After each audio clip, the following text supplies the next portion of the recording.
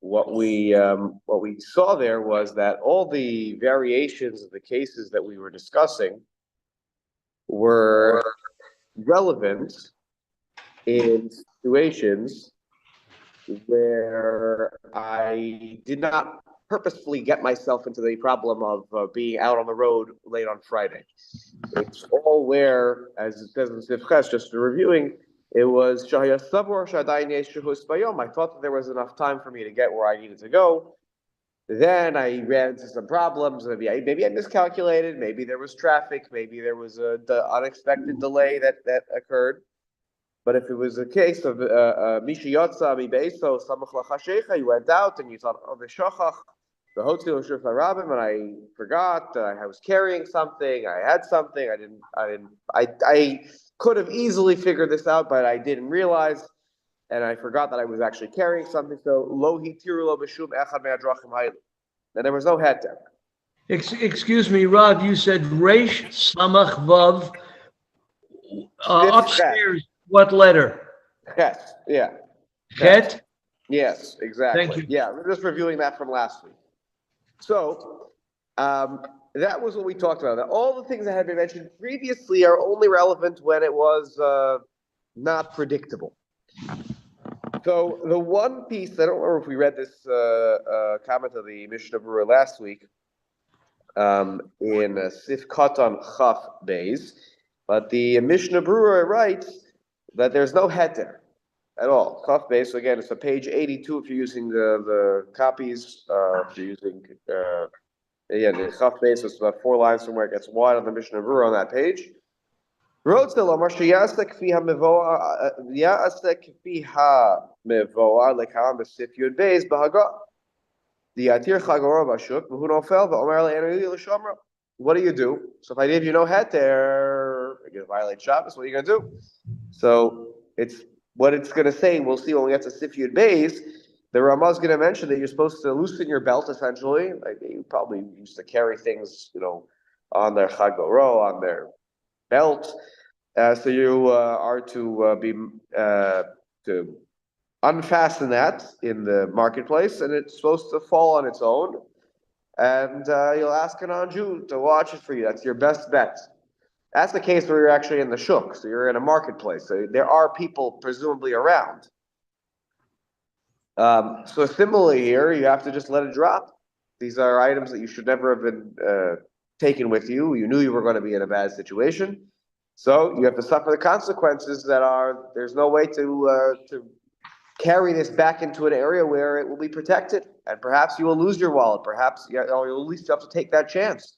Or if there's a non-Jew somewhere nearby, okay, you could ask a non-Jew, can you please watch it? But that's depends on the location and the situation. There may not be a non-Jew available.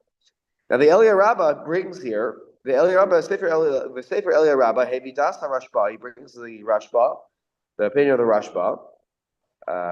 Who's Rishon, very important figure in the halachic discussions. Who argues with this Yesh Omer that was quoted in the Shulchan Aruch?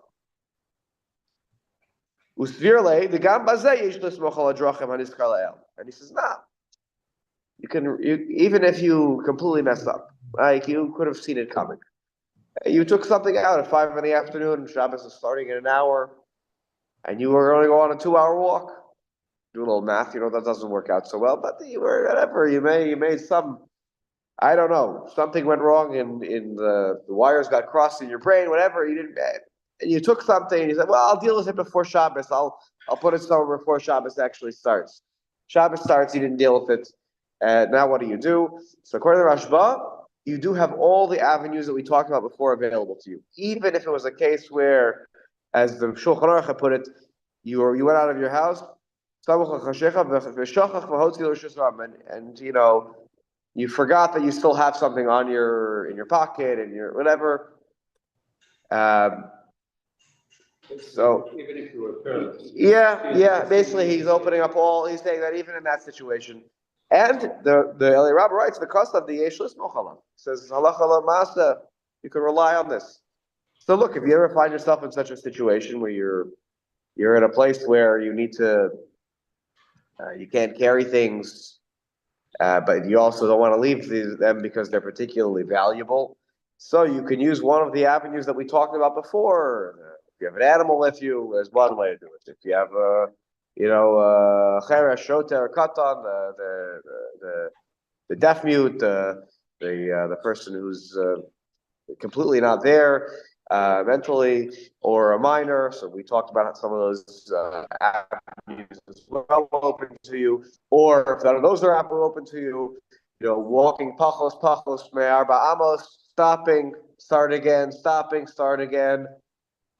It's certainly less than ideal, but if you're in a place where there's nowhere to put something down, so these are heterim that are available to you. Again, not lechatchila should be used, and we're going to see right now in Sif Test, there's a limitation to how far you can go with this. Is there a shear, how long you have to stand before you can take the next step? So we talked about, I think, last week, that you have to v'yamod lafush beintayim rega echad l'hafsik b'neiam. That was in Yud Ches in the Mishnah. He says it will stand at rest, so completely not in motion for 1 second, right? So you're therefore there is a why? Because you want there to be a hanacha. You want the akira and the hanacha to take place within arba amos. Excuse me, Rav. Yes. It says upstairs on Chaf Beis, lo hitiru lo, they did not permit him b'shum echad mehadrachim ha'elu, in any of these specific rationales. He is permitted to avail himself of them. Correct. That is correct. Now, the Rashba that we just quoted from the Elia Rabbah that the Mishnah Berurah brings, he's cholek on the Shulchan Aruch. Meaning, better yet, the Shulchan Aruch was written after the Rashba, just for clarity. But the opinion of the Yesh Omrim, which is found in Rabbeinu Yerucham, represents the other Rishonim. So there's a machlokes here on this. Is to almost like what level of negligence is necessary for these heterim to be available to you. According to the Shulchan Aruch, the level of is not that high. It's the threshold is you legitimately thought you had enough time to get from A to B before Shabbos would start, and it didn't work out for whatever reason. According to the Rashba, the heter is even if you knew that you weren't going to make it to B, you made some mistake for shachach, you were carrying it. You said, I'll put it somewhere else. I'll do something. I'm not going to be a problem. And then it turns out that I'm carrying this thing on Shabbos that I shouldn't be. So according to the Rashba, you still have these avenues available to you when it's a financial loss. If it's really talking about your carrying in your pockets a handkerchief or something like that, you didn't realize. So then you'll place it down, you'll drop it once you realize that you have it on you, and it's not permissible, and you're in a place where it's not permissible to carry. But if you're talking about a wallet, which was really how this whole siman began, that there's a wallet filled with money, so that's a different story. The mahul amamono, and we assume that people will make worse decisions if we don't permit this. A handkerchief, okay. You'll buy another handkerchief. It's not going to break the bank. Your wallet, which was carrying $500, people are less inclined to give up on that. Or by the way, even today, now they didn't have this in those days, but you have a credit card with you. If your credit card gets picked up by somebody else, you never know. You could end up not losing $500. You could lose $5,000. So you have to be that's when these heterim are available. So the Rashba seems to be the Mishnah Berurah seems to give us some leeway here to follow the Rashba if we need it. Sif test now, back upstairs. So how far do all of the heterim that we talked about extend? In particular, we're going to go back now to Sif Beis, which was talking about the animal. Remember, the donkey was carrying whatever our load was. Could be as light as a wallet, or it could be as heavy as something else. Maybe they were carrying, I was on my way back from buying fancy china, dishware, and didn't make it before Shabbos started. But I'm not going to leave this fancy, very expensive dish set, in the middle of no man's land. Someone could take it. So how do I keep going? And so how does this all? Where do I stop? What point, as I keep going, where do I stop? So if when I arrive to the outermost courtyard that is guarded in a particular town, so I reach the city limits, and the first place that's clearly safe for me to put this without worrying and having to think, oh, it's going to be stolen. No, I have a place where I can put it. Not necessarily my chatzer, not my courtyard necessarily, but a courtyard where it clearly could be kept safely. So that point, notel me'al hachamor, you should remove the load from on the back of the donkey. Notel me'al hachamor, what things should I take off the donkey directly with my own hands? Kalim hanitalim, vessels that can be moved on Shabbos, things that have no status of muktzah or a kli. It's kalim that are movable kalim because they are not in some category that prohibits its movement. So let me be very clear about what that means. So let's say on the back of my donkey, it was schlepping my bag too. My bag was not just a wallet. It was not just it already had a wallet. It was money in there, but there were sidurim. I was carrying, I ordered from Art Scroll or Koren or whatever, ancient printing press. I had a stack of 100 sidurim I was bringing back to the town. I paid my own money. I was donating it. That's a lot of money. I'm not ready and willing to part with all that it could be ruined by the rain over Shabbos or whatever. So those are things that are permissible. I'm allowed to move books and sidurim. Those are not to any status of muktzah. Other examples are klisha malachto li'isur. So let's say that there's something that often is used for prohibited purposes, and it was in the bag with the money, with all the $500 in there was also other things that there was a bag of pencils in there. So those things which are movable on Shabbos, right? The pencils are. If you need the makom or you need the actual pencil to use as a back scratcher on the back side of the pencil, then those are things that are movable. So those things that are movable, I should take and I can move them with my hands. I don't have to do. You'll see in a moment the things that are not movable, that are for muktzah purposes, I'm going to need to a moment untie the rope off the back of the animal that's carrying the burden. So those things I'm going to have to see, as you'll see now. Things that are really not movable because of muktzah reasons. So an example of that he's going to give in a moment. But let's say that there's my laptop.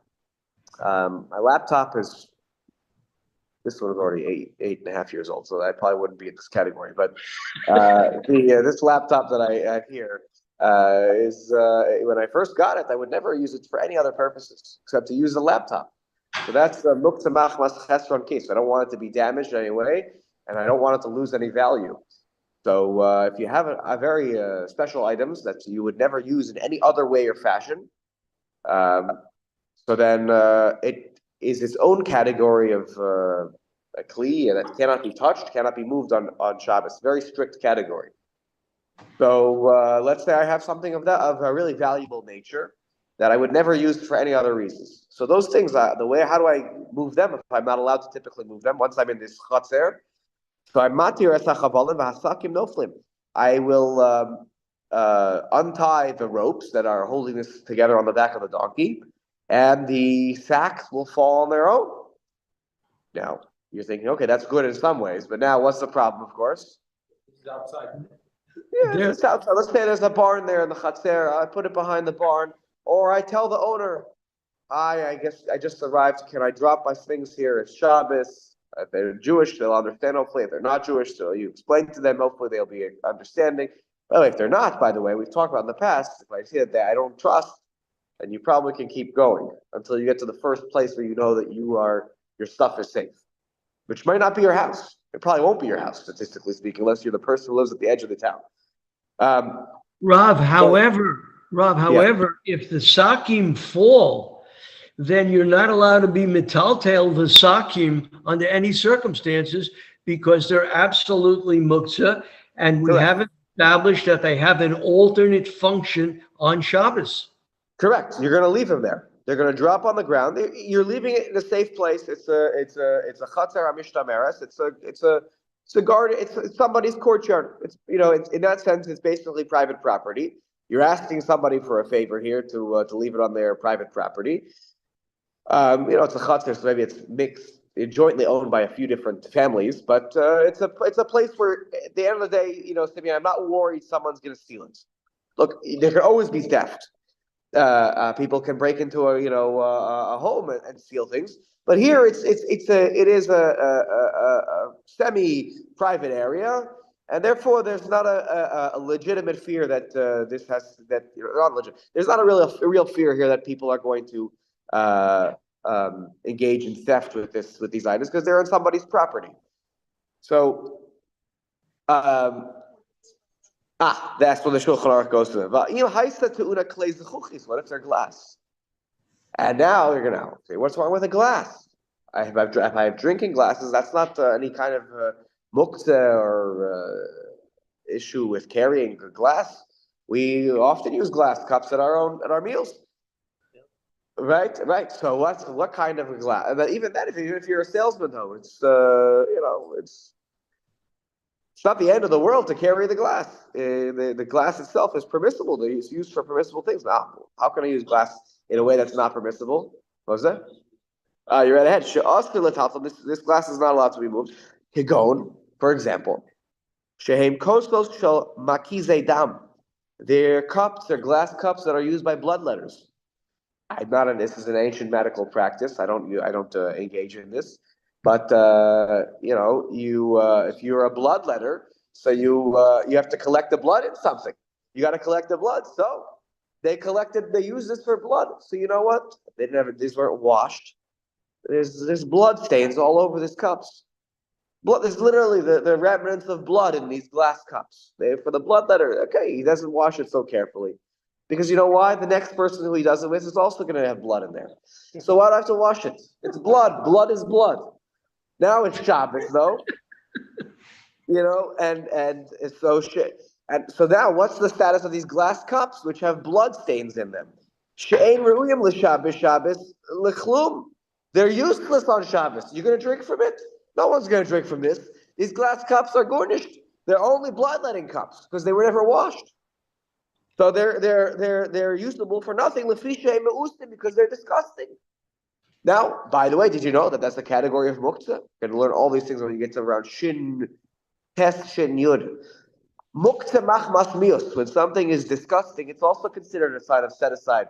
I'm not using that. That's disgusting. Why would I touch it? Well, okay, maybe touch it, the outside of the cup. The inside? You think you couldn't pay me enough to drink from the glass which has stains of blood in it. They have no permissible alternative function on Shabbos. Right, because they're so disgusting. Yes, I was saying, Hindu, what did you say? On Shabbos? I mean, I don't know. I have never tried it. Look, if there was a,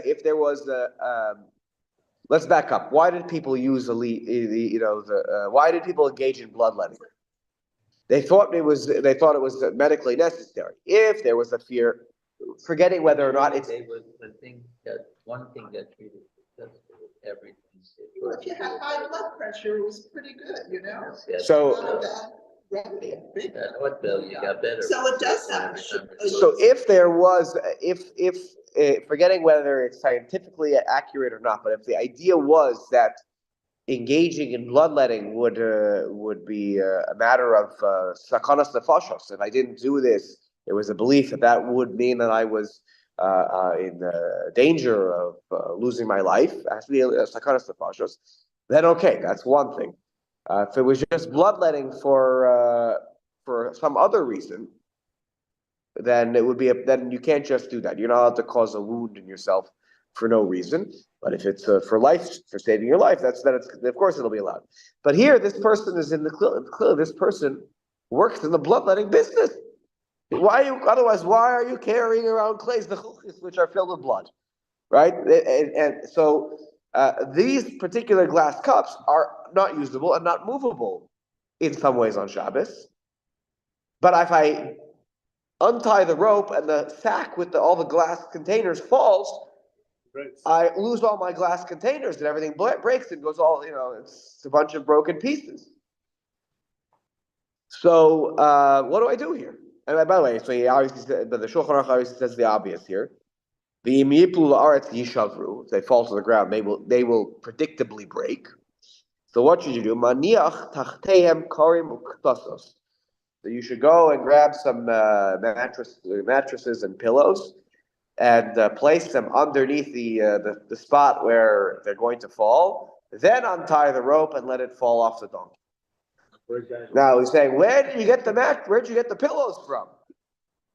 So maybe it was the owner of the chatzer was very kind and said, here, I have some pillows for you. Because there you go again, you're already in a chatzer. Chatzer is already a private domain. So But realistically, it will break anyway if it. Yeah, they'll smash against each other. Yeah. we're smashing against each other. So what? Maybe he only has one bloodletting cup, or they're in separate. They're in each in their own separate sack. I don't know. It's a good point. Or at least, by the way, with the pillows, you won't lose 100%. You'll lose 50% of them. The hayloft, right? So exactly, you get something that will obviously create a soft landing, and then you're building something. what was that? But you're building something at that point. Are you saying you're putting the hay together? Yeah, or whatever, you're building up the structure. With the pillows? That's a bunch of hay. Yeah, you're just moving it. You're just moving it to a different location so when the glass falls over it, it doesn't fall and smash on the ground. So Excuse me, Rav, is yes, this it is. is this in Rishus HaRabim or only in Rishus HaYachid, whether it's his or somebody else's? So this is in a courtyard now. It's in a chatzer hamishtamera. So it is in a semi-private area. It's not Okay. your home. So at that point, so Simeon's already thinking correctly. It's close to the person to come pick it up. So, Well, so now, but the problem is, how do I get? So nobody asked the question. Simeon was going down this road. How did I get in the chutzner? That's a problem. I'm not allowed to go from a Rishus HaRabim to a Rishus HaYachid, even if it's one step. Okay, good. There's going to be a discussion about this in a moment. Yes, hold on. Yes, so good. So we're going to have this full understanding of where is this happening. Is this right outside? Is this right inside? Obviously, the going from the Rishus HaRabim to the Chatzer is. By the way, if for those of you who were here on Erev Pesach, when I did I renewed the Eruv and I made the bracha with the matzahs that are used for our Eruv, and also I made a statement about this Eruv is permits carrying from Mechatzer Labatu and Mematum Lachatzer, right? From the courtyard to the house, private house. The courtyard is the courtyard is a semi-private area. That's why the whole idea of a Eruv Chatzeros comes from, is that you wanted, let's say you were in a little courtyard that you shared with 4 or 5 other families. They each had their own house and you shared a courtyard. How did I carry in the courtyard? Everyone in the courtyard shared some food items together. So then there's a whole separate thing that's going to allow me to carry from the public domain of the streets to the Chatzer. So for sure, this is an issue. We're going to deal with it in just a moment. Let's read now the Mishnah Berurah in Chaf on Sifkat on Chaf Gimel. Higia l'chatzer. You arrive at the Chatzer. Now, here comes our problem right away. Hiksha ha'magen Avraham dahar kikai habehema purta lifnei haPesach. So apparently, by the way, like Mo he's about to say here, me'ayil me'rishus harabim l'rishus hayachid k'mo shekasav sif b'sif yud aleph. Sif yud aleph, just to give you some context, there it's talking about a person. If you want to turn the page, you can look at it for a second if you'd like. The Shulchan Aruch says, "Haisa chavilasta munachas al ktefo." You have a bundle that's on your shoulder, not an animal. Now it's on you. You have a bundle around your shoulders. You've been carrying it; it's tied there. So I almost think about sometimes if I imagine those like baby carriers that you strap around yourself. So you've strapped on yourself some items on a baby. The Kiddush Alav Hayom, and there the case is it becomes Shabbos. Rat Tachtea Ad Beiso. So you should run under it until you get to your house, right? So by the way, here probably what is the bundle. You've seen this in the pictures of certain cultures and whatnot that they're carrying on themselves. It's like a structure that the item is above you. So you run home, even though it became Shabbos, run home. V'dafka rats, and specifically you should run. Avalelech la'at lo, so walk just slowly. That's not a good idea. Kevin the less hakera asay leme'abed akira v'hanacha. Because what's the beauty of running? When you run, you're not gonna. There's no akira and hanacha. Is that you're continuing to move, so there's no hanacha. When I walk, I might by accident engage in a hanacha. I might stop. We'll talk more about these cases when we get there in depth. The zimnin koiv, v'lav hadaita. Aval ratz is akira. Okay, v'chimati levese. When you get to your house, kiheche delo kai purta v'ishtakach dekama ayam mereshus l'ram mereshus hayachid. So when you get to the door, what happens? Sometimes when you get to the door, where you go from Rishus Harab to Rishus Yachid, people have this tendency to slow down or stop right before they get in. Why? Well, sometimes there's a physical problem of there's a door in the way, and if you keep going, you will hit the door. The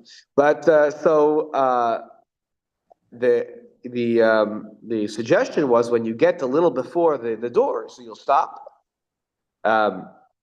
and so that way you started running right as Shabbos was started. So there was no akira on Shabbos. There's no hanacha when you get there. You take off the items and you kill a achar yad, and in an abnormal way you'll throw the items into the house. So you use you matir the load off your back, and then you start pushing the item now across with your elbow. I don't know. You do something to get it across the threshold. Why don't we suggest with an animal? The animal went right into the chutzner according to this. It didn't stop right before and say, okay, keep walking, and then do the same kila achar trick. You get to the door of the courtyard, and I give it a zetz, with my elbow to push it across the finish line. Why did the animal just walk in? So he says here, his question. Aren't you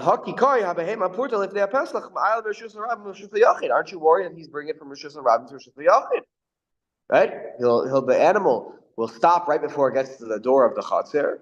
So the opening of the chatzir. That's how people usually are. We slow down when we get to the opening, the door of a particular area. Now chatzir, I'll be honest, I don't know if it had a door per se as much as it had like a gate, an opening to go in. So if it's Tarich Lomar, so according to the Ram's answer, the Gabe Behemto lo hechmir kol kach. When it comes to a animal, we're not so machmer. We didn't make such a suggestion that when you get to the door, because people will most likely stop right when they get to a door or even to an opening because they want to squeeze through. Remember, if you have a load on your back that extends up, you might also slow down because you need to squeeze your way into the door, even if you weren't going to be matir the thing until you get inside. It's Thursday, it's not Saturday. You would slow down. People are accustomed to before you go in the entrance, you slow down. I challenge everybody next time you bring the groceries in from your car into your house through the door. Take note that sometimes you might slow down because you're trying to squeeze you contort your body or the bags in a certain way because you don't want it to bang against the edges of the door. Even if the door is open, we tend to slow down when we walk our way through a threshold. Okay? So then there's a fear that maybe you'll stop altogether and this will create a Akira and Hanacha situation, going from Rishus Harabim to Rishus Yachid. So, V'ayim Prima Gadim, by an animal we weren't so machmir. The animal, who cares? That the animal doesn't stop. He just keeps walking until somebody tells him, start. The animal doesn't have such a think so clearly. Before I walk in, I slow down. He's just going to keep walking. So the animal, we're not so machmir to say dafka at the entrance, take it off and then kick it in or something like that abnormally. V'yesh mitartzim. Sorry, so the Brit Gadol says, "Shedidchak me'od b'terzeh." That's a lousy answer. Sorry, that's a lousy answer. He doesn't like it. That's really a big stretch. That the animal, the animal, right? And also the animal, we're responsible for its melachos. And you think, hey, what if it might stay? It might stop, right? Are there any grown-ups in the other room already? Yeah, there are. Okay. 3 grown-ups. Okay. V'yesh mitartzim dizaher litol mehabehema techef b'bo alachatzer b'od amid halechas. There are those that say, no, here's how you handle it to get into the chutzner, where you don't stop beforehand. What do? You actually should be careful to take it off the animal immediately once it enters into the courtyard while it's walking. You know how it got in there? When it was me going into the house by myself, it was just me. I got it in. Here, I keep telling, maybe the animal does stop before it goes in. It slows down, stops. I said, okay, bestie, keep walking. Walk in. And the animal walks in. And as soon as it crosses the threshold into the chutzner, onto the courtyard, I go right over. And while it's still walking, because the animal's going to keep walking because it was told to walk, I take the things off. I loosen the rope. I do whatever I need to do. Why? There's no time for the mattress, right? If there was glass, that would take more time. It wouldn't work exactly so easily. So why? Because then the resting of the items will not be the result of the animal's actions. Or what should I do? I should be very careful to take it from the animal right before it enters the chutzner. V'lo yaniach alea ad la'achar she'akar raglea lichnos lechutzner. No, sorry, yeah, and then, but so I take it off the animal right before it goes in the chutzner, and it's stopped. It's at rest, and let's say it's got 10 steps to get to the chutzner. So then I say, and then the animal starts to. I probably can't say to tell it to move because that's also a problem. But although I took the stuff off, so maybe I can, whatever. So then the animal starts to move. Takes 3 steps. I quickly shove my backpack back on the back of the animal, and it walks the red. So the animal was already in motion. There was no akira. And then it goes into the chutzner, and then it stops there. It's well trained, knows to get to the chutzner. I stop. Okay, that was just hanacha, no akira though, because it was already in motion when I put the backpack on the animal. So basically, I'm just going to figure out a way that the animal, akira al yada, that way there's no akira of the rizba. So basically, I'm trying to avoid both an akira hanacha done by the animal from the rishus harabim to the rishus hayachid. That's obviously, however you do it is your own business. He gives you both choices here. And the fact that there's a hanacha done by the animal afterwards is not a problem. Why not? Now, this is a fascinating answer fascinating approach that I don't know why it was necessary. Because you see, all these heterim that we've been talking about became necessary because of a difficult circumstance and a great potential financial loss, that the rabbis were worried that a person was going to basically ignore biblical law because I'm too crazed about my money. Welcome back, Avi. But here the Mishnah Berurah throws in the chol davar shebachavero poter of alaster. When it comes to a human being, if I do the akira and you do the hanacha, they'll say, "Oh, Kadosh Baruch Hu, I got away with it. I didn't violate your malacha." But the halacha in the Gemara is that that's asher midrabanan. It's poter of alaster. You're exempt from a poter of alaster in the context of Masechah Shabbos. Almost 100% means you are exempt from a korban, meaning you didn't violate biblical law, aval osir, but this is still rabbinically prohibited. So I'm not allowed to usually do under a normal circumstance. Someone wants to bring over a bottle of wine to my house for Shabbos lunch, but there's no eruv, there's no permission to carry. And let's say they have to walk through they're going from the Rishus Harabim to the Rishus Hayachid. And let's say that they were on my way to my house as Shabbos started. They were carrying the bottle of wine Okay, now we can't claim a bottle of wine that's $25 is such a big deal. First of all, the person who's carrying it said I wasn't going to be mine in 5 minutes anyways, and now I was going to give it away. So you can't say. So they think, oh, I'll be clever. I'll avoid the hanacha because when I get to the door, I'll put it in your hands, right, or something like that, or I'll throw it across and you'll catch it. So you can't do this. This is still Asher Midrabanan. In the circumstance where you get caught like this, you should put the bottle of wine down. And after Shabbos, say you see that bottle of wine when you go walking to shul tomorrow, know that it's yours after Shabbos. Something like that. So that's still Asher. But when it comes to an animal, he says, Aval, I lost my spot. Sorry, Bachamora, when it comes to your donkey, that my donkey does half the malacha and I do half the malacha. That by midrabanan that's not allowed. Bachamora muter lechatchila. Apparently, by an animal, there's no such thing as splitting this lechatchila, the half. That there's no issur derabanan on my donkey doing half the malacha. Me doing half the malacha is a asur midrabanan, but my donkey doing half the malacha apparently is muter lechatchila. Now, that's nice, and almost a little bit surprising, by the way, because what it suggests is what we talked about in Sif Beis, that whole mishagas with the starting and the animal starts, and I put it on its back, and apparently that's mutter lechatchila. Now, vis-a-vis the animal, me doing the hanacha after the animal stops. Me doing the. I'm the one who does the akira, right? Because while the animal's walking, I put it on its back, but I did the akira. I began the motion of this of the item. So that is probably still Asur B'Drabbanan, and in these circumstances was permitted because it was a very dire circumstance. But interestingly, apparently the animal part is completely mutter. Now I'm not sure what that gains me here, other than to say that this is what has permitted me to bring it all the way into the Chatzer, and I don't have to be worried that my animal did half a malacha on here, and maybe now I was in a place where we wouldn't allow half a malacha anymore because it's already somewhat guarded. Apparently, it's actually mutter lechatchila, which is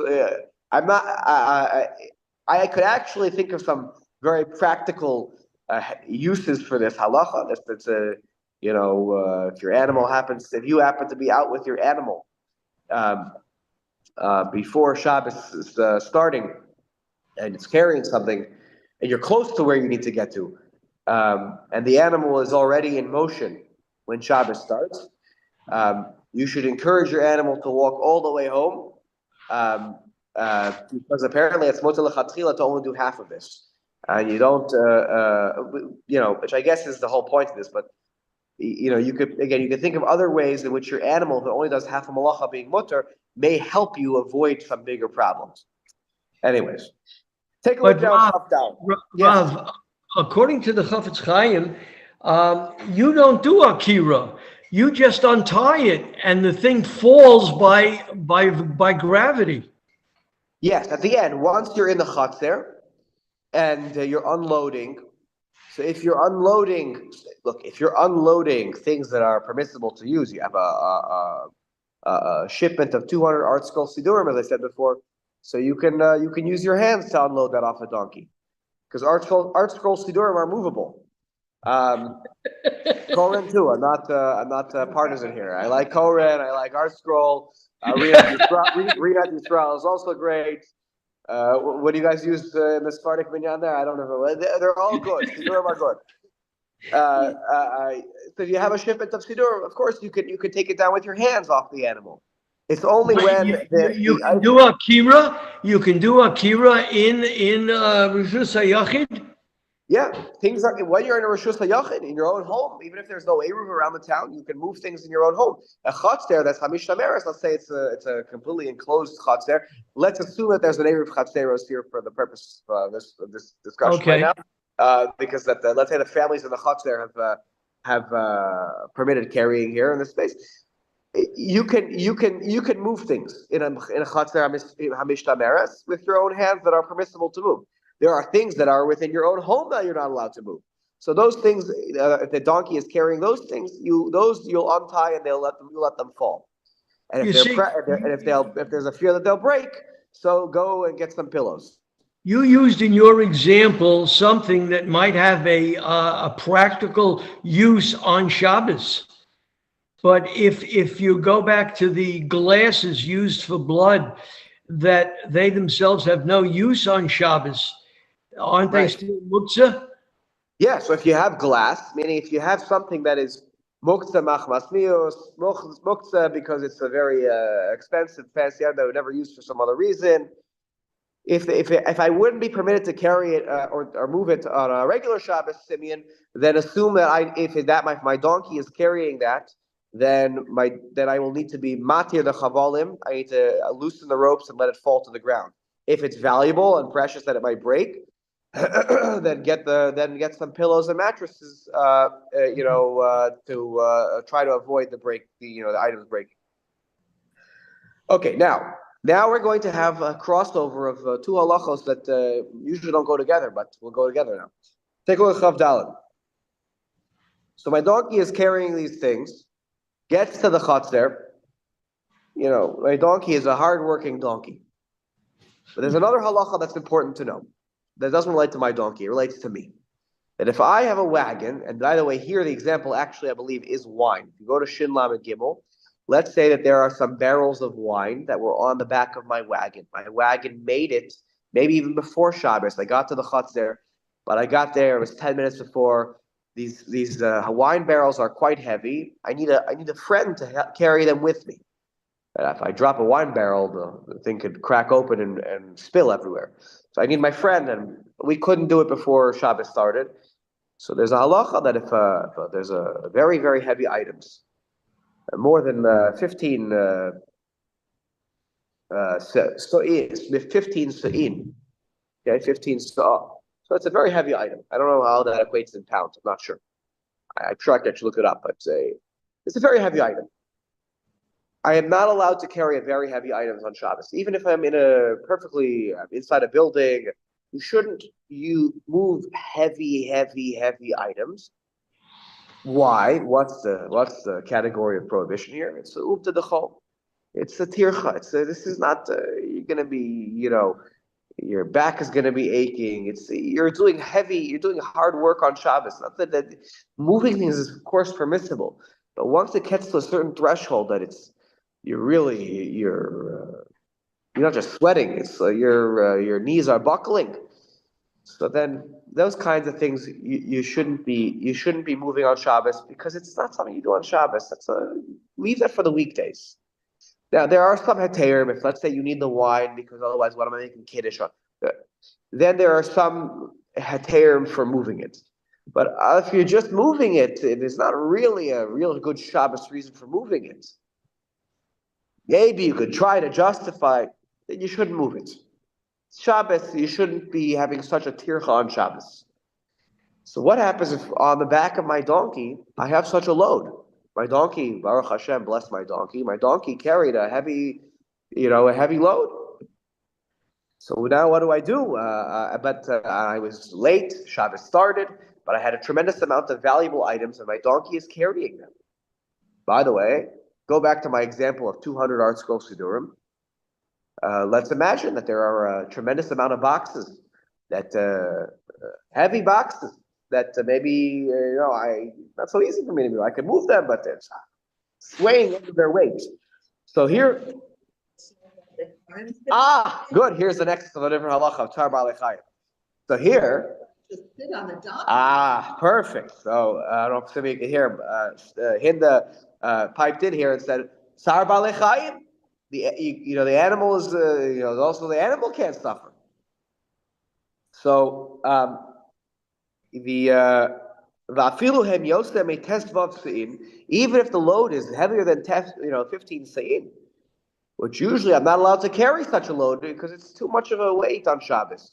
It's not Shabbos stick, Shari mishum tar ba'alei chayim. You get those boxes off the animal.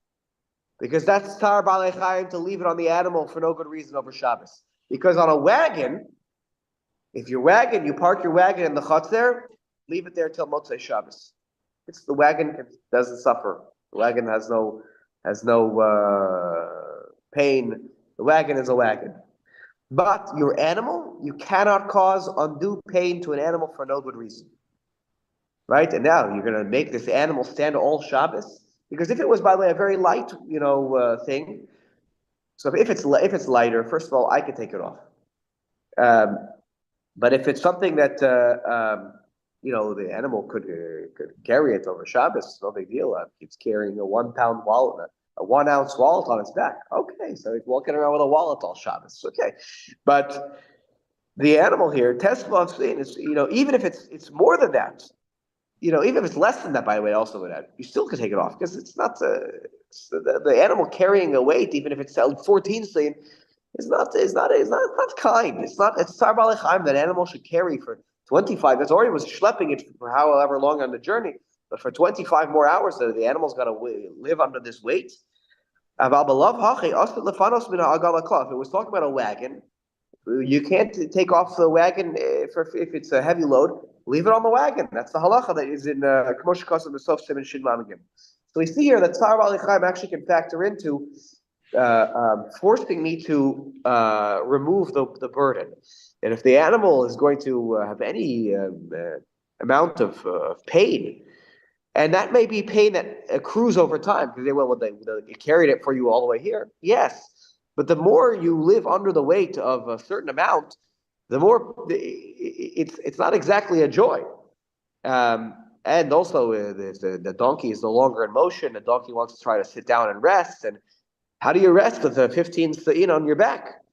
So there, the rabbis allowed you to move the items, even though usually you don't move items that are so heavy. Because here you need to move it so that it gets off the back of the animal. Tsar B'alei Chaim is a serious prohibition that one needs to avoid. All right, Chaf Hey. Well, we're not done talking about Tsar B'alei Chaim, if I'm not mistaken. I think it's going to come up one more time. Yeah. So Sif Katan Chaf Hey Meusim. Now we're talking about the glass, the blood letters glass. We're going to, when we get to Shin Yud, we'll see the Sif Aleph and Shin Yud says Muktzamach Masmius is movable. You are permitted to move disgusting glasses like this one, which have no other purpose and are filthy. It's filled with the remnants of blood. You're allowed to move it. When, though, not in every circumstance. When I could use it as a cover for something. So I want to protect another item, so I could use a muktzamach masmius. It doesn't have to be blood. It could be some other item that's filthy and disgusting, which would have no Shabbos purpose at all. But as long as I can use it as some sort of cover, a protective cover for something else, if I, in theory, could take the item, it's filthy and disgusting, but instead of it being glass, let's say it's it's made out of plastic, and I take the plastic and it's a big bowl, and I want to protect some items, so I take the bowl, I flip it upside down, and I can make some usage out of it by being at least like a cover for some other item. So then that's when I can move muktzamach masmius. But remember, this mius sounds like I can't move it, because otherwise, why am I being matir and letting it fall? I'll just take it off myself. If it's usable in some way, I can move it myself with my own hands, not dropping it onto the ground. The glass is not fitting to be used as a cover. Because if it's being in its usage as a cover, it could very well, meaning I would never use such a glass, these glass items that they use for bloodletting. I guess that they weren't fitting to be used for covers because they were made out of glass and they were susceptible to breaking. And no one wants to use something that's where it's going to cause you a bigger headache at the end. That I'm not going to use this as these. No one would typically use it as glass covers for anything else, because why would I use a glass cover to cover something over? Because if it gets knocked over, it could break and it shatters into pieces. People wouldn't use these kind of things as a cover for another item to protect it. And now we're not talking about something that fits perfectly. We're talking about not impromptu, but suddenly I need a cover. I want to protect something. I'll stick this on top. that's like more like a piece of tarp or something like that. Glass is not. It's susceptible to break. I would never use it. Therefore, it's muktzah machmas mios, and there's no usage for it. Therefore, it's moving. It's not movable, and that's why he's trying to justify why the glass here is not movable at all, because muktzah machmas mios is movable, but it just has to have potential usage as a cover for something else. But here, glass is not a good choice because of its potential for breaking. It's not, because glass, disgusting glass. Generally, glass is perfectly fine. We drink from glass cups, but here, because of the mius, the glass is filthy with, again, blood stains. Therefore, that's already taken its usage from it's taken away its usage from a lot of other things. But if it's just disgusting, but I can use it as a cover for something else, then we'll allow you to move it. But glass is not a good cover for other things, because unless it's a perfect fit, glass is very susceptible to a slight bump and it falls over and shatters. So a typical person is not going to use glass as a cover in such a circumstance. So there's really no usage for this whatsoever. And because of its disgusting nature, there is nothing that it's used for on Shabbos. Therefore, it's not movable. Its removal would mean that you're over on Akira. Not Akira. It's actually just here muktzah. The Akira here, when I'm elucidating or when I'm removing the items from the back of the animal, the issue of Akira and Hanacha here. Akira and Hanacha is no longer an issue, because now I'm in a Rishus HaYachid. The issue here is actually, and that's why I'm allowed to move other things. If I have the Sidurim on the back of the donkey, I'm allowed to move it with my hands. The glass would have been movable with my hands if it was not muktzah machmas mius. If it had been perfectly good drinking glasses, I could remove them with my hands. The problem is here they had blood in them because they were used for bloodletting, or they had remnants of blood. And therefore, neither you or me, Simeon, are drinking from this. Because so what is the Isur? The issue here is muktzah. It's the moving of muktzah. It's the moving of muktzah. But we learned that if something is muktzah and you use it for a malacha that is mutar, the classic example when I learned this initially was a hammer being used to break nuts on Shabbos. Yes. So that's a klisha malachto le'isur. Isur, the hammer, but you're using it for something that is mutar, ergo you may use it on Shabbos. Correct, but there is a special category here, and we'll learn more of this when we get to Shin Yud, which is muktzah machmas mius, when something is filthy, disgusting, like the kli is really excuse me, not usable because of its current state. Otherwise, if it had been clean, it could have been used as a drinking glass, but its current state is filth, and so because of that, when it enters Shabbos, it's not usable in any way, shape, or form. Meaning, think of it as it's almost like a super klisha malachta le'isur now. The irony is because there's no usage for this. What am I using it for?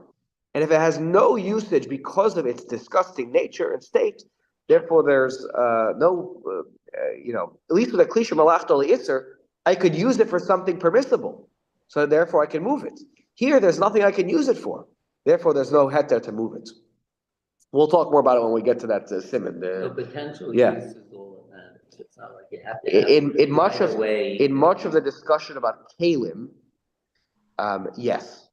The question is there a real usage? By the way, that's the whole chap, I think, behind muktzah machmas chesron kis, that it's so valuable that I would never use it as anything, even as a paperweight, because I don't want it to get slightly damaged. Well, now you basically said that there's no usage for this thing on Shabbos, and therefore, if it's you have I would say cell phone. Even though these things in our pockets all cost like $500-600, we treat them like we don't treat them as such. But when you have a valuable item that's otherwise not usable on Shabbos, then there's no other usage now for it. So what am I going to do with it? So therefore, when it comes to kalim, when it comes to muktzah like sticks and stones and dirt, that's a different category altogether. Okay. Where was I here? Okay, Chafav. Chafav.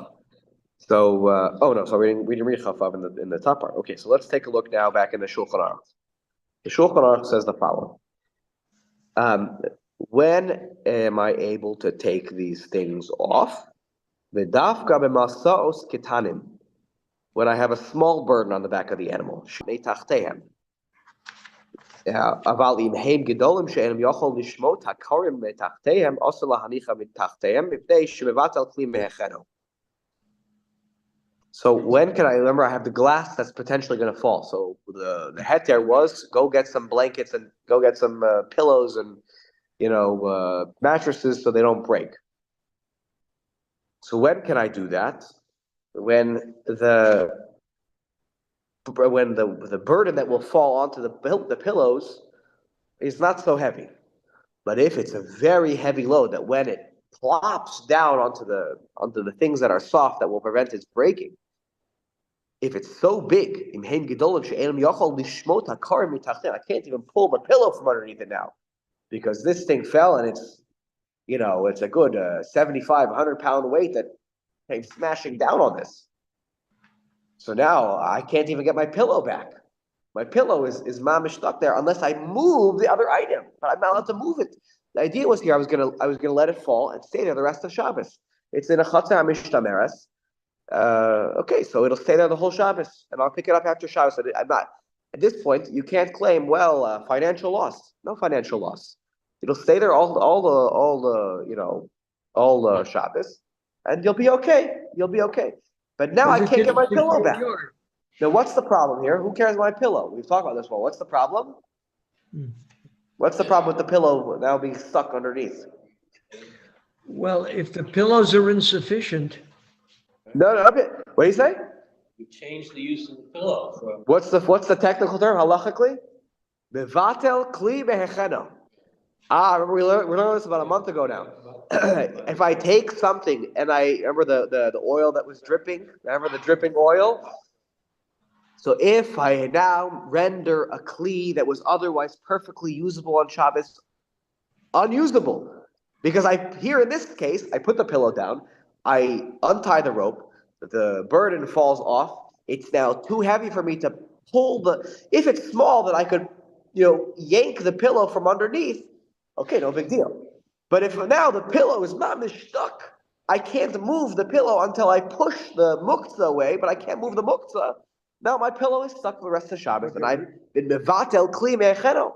And therefore, he says here, I'm not allowed to put the pillows there if I can anticipate that the pillows are going to be smushed underneath, and now I'm not going to be able to remove the pillows. I'm nullifying the vessel from its usage. A pillow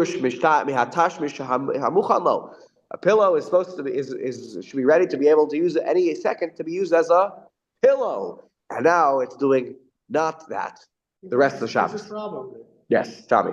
Because if you use it for it to, the item shouldn't break. Now it's sitting on top of it. Yeah. If you move the pillow, that item is going to fall and break. So you can't move the pillow anyway. So correct, meaning. So that, what's the difference whether it's heavy or not? You can't move it. Meaning, if I do this thing, I pull it from underneath. You're saying it's going to break. Yeah, I mean the whole purpose of it was to cushion it. Now, if you're going to pull it away. But if it's a small load, though. But let's say I have a stack of glass cups. Some beakers. Like think about it like a science. Those beakers. I have my bloodletting beakers. Right. So I have a stack of them. Not heavy. I let it fall. Okay, a couple of them get smashed on the way down, but 80% survive. Okay, so I had the pillow there. I take the pillow, I move it from underneath it. The rest is not going to break. It's not really moving. It's not moving so much. But it's going to fall. You ease it. Yeah, but No. The pillows are on the ground. My donkey is, yay high, and the pillows are here, so it falls. Okay, so maybe I lose a couple of beakers in the, But then from the pillow to the ground, I don't know. My pillows are not, they're yay thick. Okay, they move around, but they're not going to break any further. That's the idea here. If it's extremely heavy things that were very fragile. And they plot. A donkey is not like a horse. A horse, you're like up here, right? Or a camel. A donkey, I've been to the zoo before. Remember we saw the donkey at the Bronx Zoo? Right, the donkey, he's a very cute guy, a very cute donkey. He was up to here, It's not. What was that? In a minute, I'm just gonna finish the sentence, or this thought. Okay, and it falls over. Some things will break, maybe, and but the pulling of the pillow out. If it's so heavy, I can't pull the pillow out. So now the pillow is not usable. So I shouldn't engage in this in the first place. Rather, now what should you do?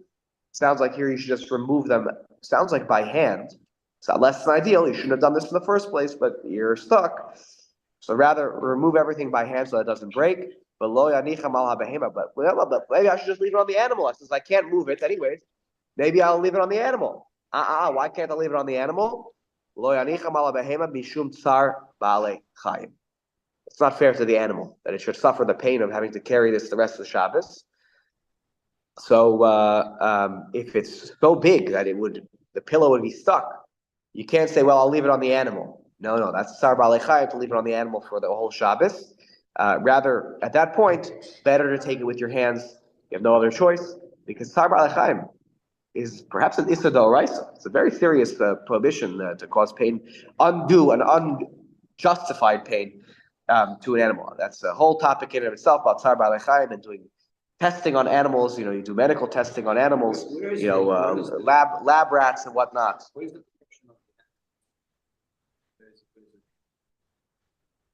So actually, I believe when it talks about removing the burden off the animal, it's actually I forget which parsha it's in. I think it's Kisei. Because there it talks about you see an animal struggling under its burden. It happens to be somebody else's animal, but I should jump in and help. Why should I jump in and help? Not my animal. So there's you're not. It's even with the working your animal. That's why I said maybe it's this story. So you have to. I think it's a whole discussion in the Gemara and interpretations of the Gemara about Tzar Ba'alei Chayim. I once heard a great shir about Tzar Ba'alei Chayim. It was a number of years ago though, and I remember it was the discussion in the shir came up about can you engage in which people do all the time. Testing on on animals. Can you are going to cause them pain? You inject them with some illness, some sickness, and then you want to give them tests and see if a certain medication will work to cure whatever their ailment is that you gave them. So can you do such testing? Well, on the one hand, you're trying to help and save human beings, so you're testing on animals so you could save lives. That's your hope. And where's the line though? Are you testing on animals for cosmetics type of things? That's maybe more problematic if you're testing to you're testing vaccines on whatever, and you don't know what the side effects are, and it could be extreme. That's one thing. But when you're trying to do things for cosmetic purposes, that might be that becomes more of a question about what are the needs of a human being and what needs of a human being justify pain of an animal. Yeah. About that, and I think it's allowed to do on Shabbat. It's a Mishnah about helping an animal give birth on Shabbos. Yeah, there are certain things you can't do compared to like a midwife is allowed to do more things on Shabbos. Obviously, if she's helping a human being give birth. There are discussions about animals, like it's a Mishnah. It's a Mishnah in Sefer Shabbos about animals, who are giving birth on Shabbos. Okay, very good. We'll stop here. Just as public service announcement. So next week, we're going to be away. So we're going to be away this week. So next Sunday we won't have a shir, but then we'll be on the following Sunday. Okay, and we'll hopefully be finishing next. Yeah, we're gonna go to Lancaster this week. So with the discussion about the animal being part of the Chatzar, it's in the Chatzar, outside. The discussion that we had.